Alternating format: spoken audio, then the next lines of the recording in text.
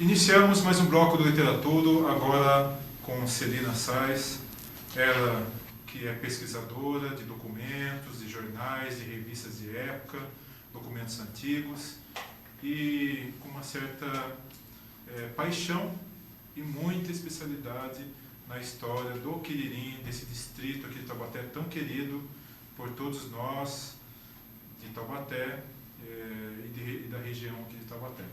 Celina, boa tarde e obrigado por estar no nosso programa. Boa tarde.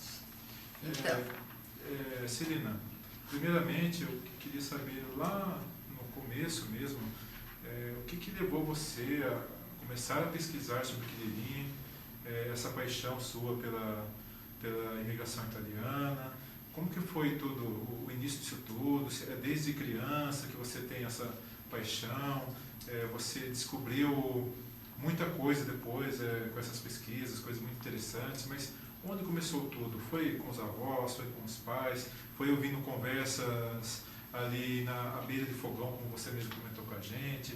Como começou tudo isso? começou realmente com meus pais, meus avós, eles sempre contaram muita história pra gente, eles tinham muito o que falar, e ainda mais que eles fugiram, né, da Itália, eles saíram de lá por algum motivo, então, e comentavam muita coisa. E a história do Quiririm mesmo, eu fiquei sabendo, comecei a perceber, quando eu era muito safada, todo mundo ficava brincando, e eu ia para a cozinha, sabe? Porque às vezes, vai lá. E sempre as mamas, as nonas, estavam sempre conversando. Você viu fulano? Você viu ciclano? Ah, diz que é assim, diz que é assado. E eu gostava de ficar ouvindo, eu como nunca esquecia das coisas, aquilo ficou guardado. Aí eu me formei dentista, fiz muito tempo a minha profissão de dentista. Aí sim, quando eu voltei para Quiririm, que eu morei alguns tempos, 9 anos aqui em Taubaté, quando eu voltei para Quiririm, a gente começou a pensar em alguma coisa. Eu não sei se Então a gente começou em 1994, nós começamos a pensar, 3 ou 4 colegas, começamos a pensar, nossa, todo mundo fala de Quiririm, todo mundo fala, eu sou o primeiro que chegou, eu fui, não, a minha família foi primeiro. Chegaram aqui, já olharam aqui nessa várzea linda e falaram, é aqui que eu vou morar. O que acontece? Não tinha núcleo colonial, então ninguém chegou para morar. Não tinha várzea nenhuma, porque não era um lamaçal só, né? Nem a plantação de café era feita naquela várzea, porque não tinha estrutura nenhuma. Então, a gente pegou e resolveu montar uma situação que levasse o povo a ficar sabendo as verdades.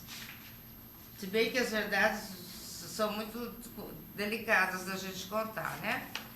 E o que mais que nós fizemos? Então formamos esse grupo e tinha um casarão lá embaixo que estava degradado, já estava só em ruína.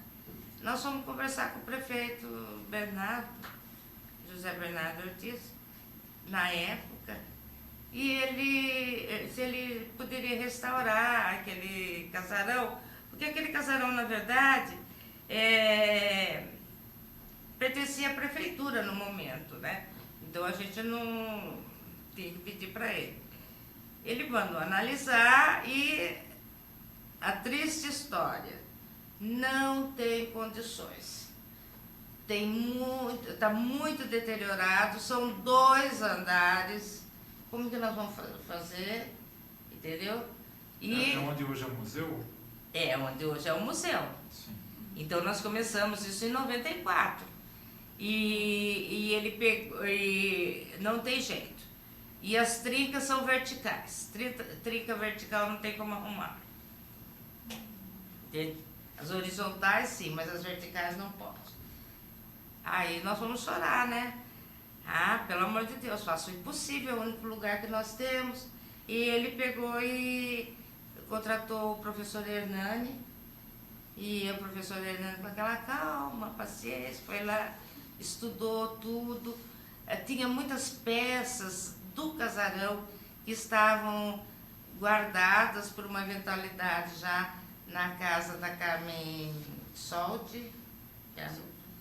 Então nós começamos a fazer a restauração. Porque ele falou, eu vou fazer. E restauramos, em 2 anos ficou pronto, e preservando a pintura, preservando a pintura, preservando o que poderia ser, restaurando, recuperando o que poderia ser feito. O fogo foi feito mais ou menos do mesmo jeito que era antigamente. E consegui, enquanto isso, nós, outros do grupo, estávamos procurando fotos para ter a xerox e também nós estávamos procurando objetos para serem colocados no museu. Em 1996 conseguimos inaugurar, né? Beleza. Celina, qual que é a importância do museu hoje para Taubaté, para Quiririm, e também desse grupo, a Società 30 de Aprile, não sei se estou falando certo, porque o meu italiano é tão bom quanto o meu inglês, né? Ou seja, inexistente. Qual a importância da Società e qual a importância do museu hoje? Como que você avalia o trabalho prestado por essas instituições hoje? Foi muito complicado quando nós perdemos a guarda do museu. Nós tivemos o museu, catalogamos tudo, foi a Renata Pistilli, eu, a Maria Angélica Lippe, entendeu? E que fomos ajeitando, o José Pistilli foi com as fotos, eram do José Pistilli. E fomos fazendo, o Zé ia ajudando, a Carmen Soldi ajudando, porque a Carmen Soldi morava quase que vizinha e lembrava de muita coisa. E então a gente foi procurando e fizemos tudo. Os objetos, nós tomamos o cuidado de catalogar todos os objetos com de onde veio e o que realmente era aquilo, entendeu? Porque tem muita coisa que você olha e você não tem nem noção do que seja. E às vezes é a máquina da perfeição. Mas hoje passou, só para me entender, hoje passou a gestão do museu da Società para o Circo Italiano, é isso? Mudou a gestão? Quando foi em 2003, nós fomos afastados do museu. Certo? Não sei se por política, as coisas que acontecem sempre, eu não quero nem entrar nesse mérito. E o museu ficou abandonado por uns 7, 8 anos, entendeu? E abria, não abria, ninguém via, ninguém sabia, muita coisa não se sabe onde está. E aí o Círculo pediu a concessão por 30 anos do museu. Como a sociedade estava sem... Eu sozinha não fazia sociedade. Faz mais de 10 anos que eu sou presidente, não faço mais nada. Agora eles estão reestruturando a sociedade para começar um novo trabalho. Mas aí, então, os italianos daqui de Taubaté pediram essa concessão. Entende? O Vincenzo, o Pepe, como é que é o nome? Os outros todos. E foi cedida a eles a concessão por 30 anos. entendeu? Para nós abalou muito, o nosso orgulho, entende? Foi abalado, mas hoje mesmo estive conversando com o Alexandre Malossi aqui e nós já entramos num acordo, sabe? Então eu acho que tá bom, né? E não foi proposital chamar os dois no seu programa. Não, né? Mas foi bom porque eu não tinha como chegar nele, nem eu convidava ele para ir conhecer a minha cerâmica, entendeu? Porque eu tenho uma cerâmica no quintal, eu convidava, ele não ia, e ele convidava para ir no museu, eu não ia, e a gente ficou, e hoje nós nos encontramos e foi muito bom. E você sabia que ele também é ceramista? Eu sabia pelo Face que ele estava fazendo o curso de cerâmica Mas ele chegou a expor, inclusive eu tive a alegria de, em dezembro de 2011, fazer uma semana da União Cultural junto à Unital, ao Centro de Documentação e Pesquisa Histórica, CDPH da Unital, e eu fui a pessoa que eu acho que abriu a exposição de cerâmica dele, da Thalita também, do pessoal da Terra Tátil, o Cid Cunha.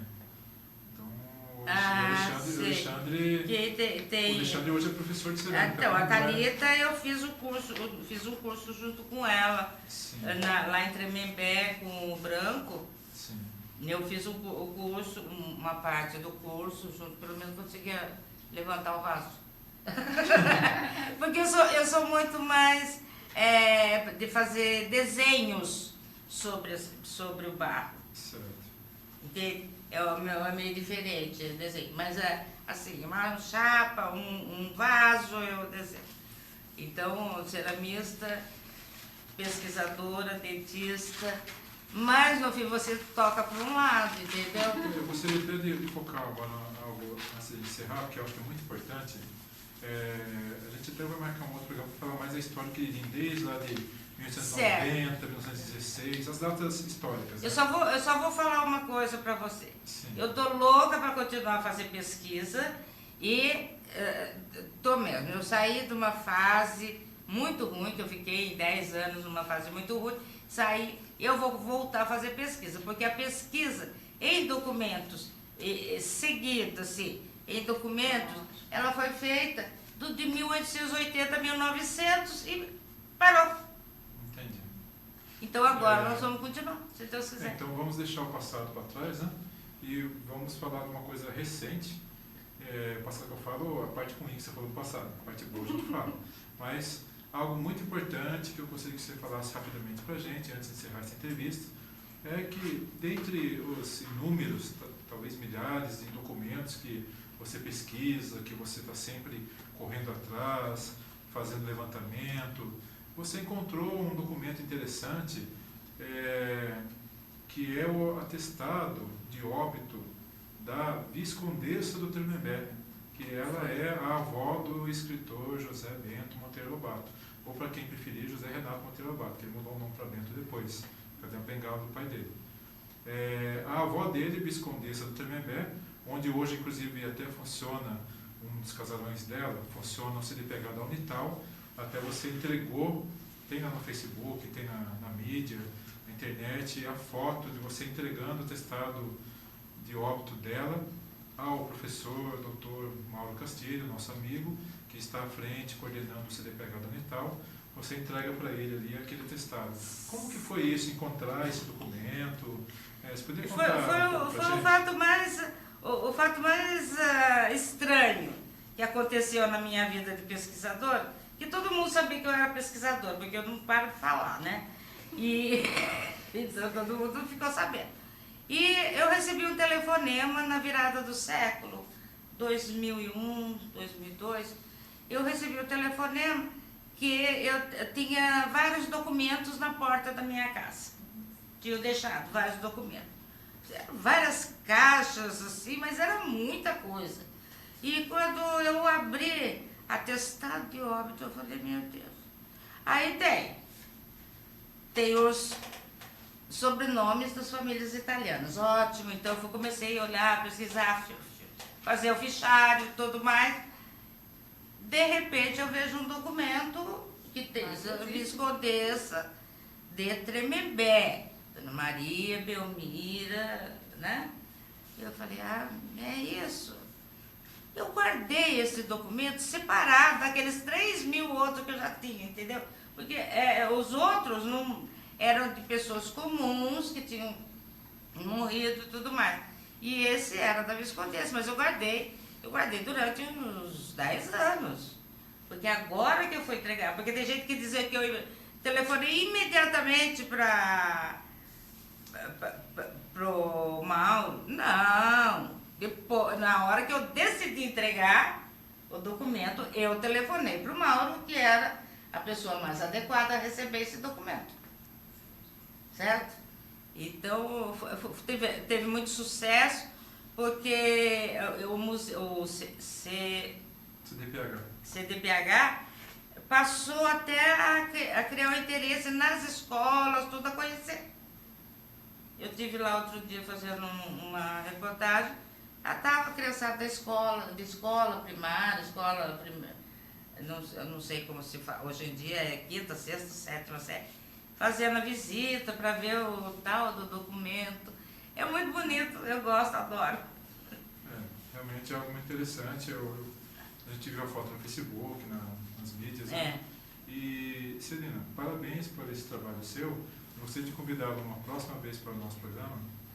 Estaremos entrando em contato com você, se você permitir, para a gente falar bem sobre a história Quiririm, lá, aquelas datas de 1890, 1916, aquelas datas históricas. Tem muitas datas históricas que hoje está tudo complicado. Que hoje não dá ali para abordar, até pelo tempo, né? Mas a gente faria um programa especial sobre isso, porque na verdade eu sei que existem pessoas que falam uma data, outros falam outra, nem Taubaté. Taubaté nós temos 1645, a elevação à vila. Alguns falam que 1638 chegaram os primeiros, outros 1632. E tem quem fala que 1628 Mas tinha... o que nós temos é documento. Por isso, através de documentos é que nós conseguimos a verdade. Então, mas também documentos controversos também na história de Taubaté. Por exemplo, 1628, o Fesguezar Filho fala no livro dele de 1938 que em 1628 tinham atestado um inventário de uma pessoa, de uma viúva, de uma pessoa que teria falecido na vila de Taubaté em 1628. É o único registro que fala. Não tem nenhum registro de Taubaté antes de 1636. Então, por isso que eu falo, é documento também, mas é controverso, não dá para saber. Vai que alguém é 38, é raro colocar 28 na época. Eu começando a pesquisar outra vez, eu vou encontrar muita coisa que vocês estão querendo saber. Com certeza. Celina, muito obrigado mesmo. Parabéns por esse trabalho maravilhoso. E o espaço está sempre aberto. Se você concordar, a gente já marca outra data em breve com você. Tudo bem. Só entrar em contato comigo no meu Face, Celina Sais. Pronto. Tá certo. Obrigado mesmo.